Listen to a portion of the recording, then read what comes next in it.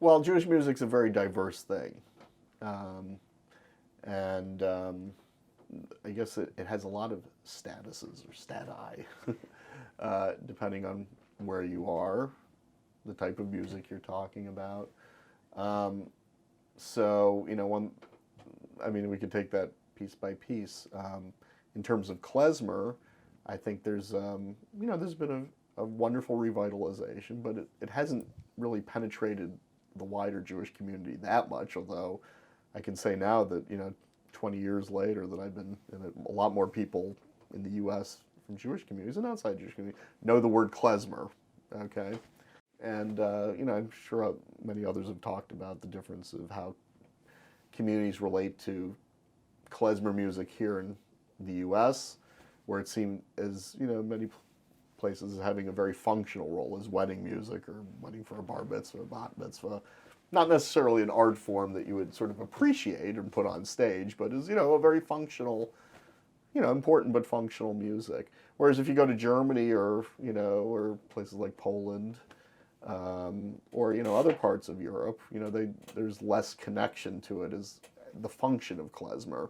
So they're kind of approaching it, I think, with more eyes open as, oh, this is a concert music that we'll see. We'll see Bach tonight, we'll see klezmer tomorrow, and something else the next night. So that's really interesting, and these two things feed into each other. So a lot of the part of the revival of the music. Europe is very non-Jewish audiences in Europe have been a very important part of supporting a lot of the ensembles here, and allowing the music to grow. Continue to grow back in America.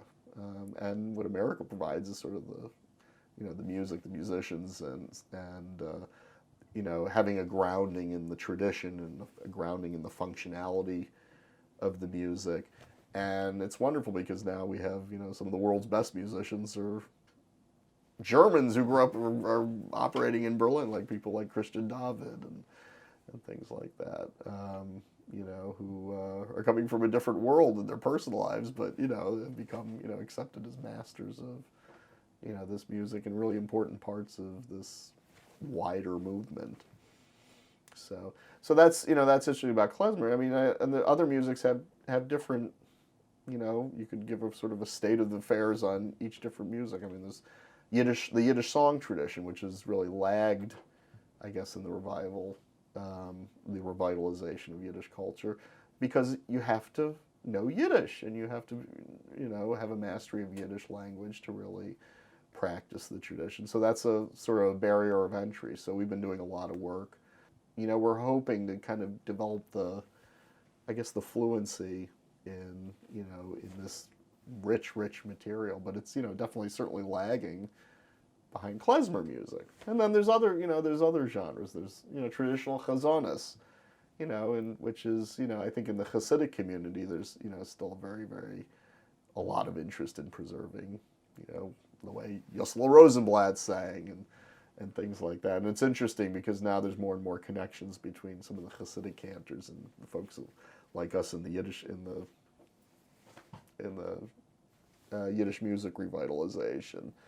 And, Hasidic Nigunim is another area. So there's so many different areas to really talk about with that.